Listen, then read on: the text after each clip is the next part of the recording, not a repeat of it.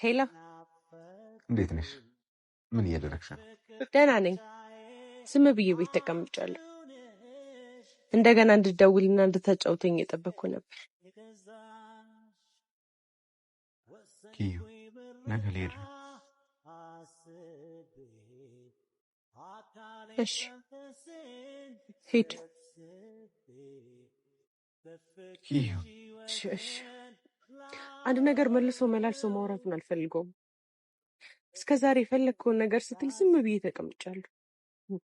ምክንያት እንድደረድርም አልጠብቅም። የኛ ነገር እንደሆነ ዞሮ ዞሮ እዛው ነው። እስቲ የት እንደምንደርስ እስኪ በዝምታ ይሄ መንገድ የት እንደሚያደርሰን እንመልከት። እኔም ትንሽ ማረፍ ፈልጋለሁ። ደህና አመሰግናለሁ። እኔም አመሰግናለሁ። ደህና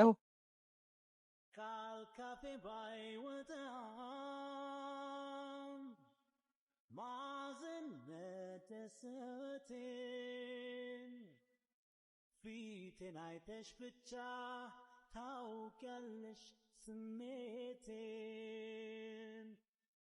ከነገርሽ ባህሪሽ ማርኮኛል ካንቺ ልኖር በፍቅር አስሮኛል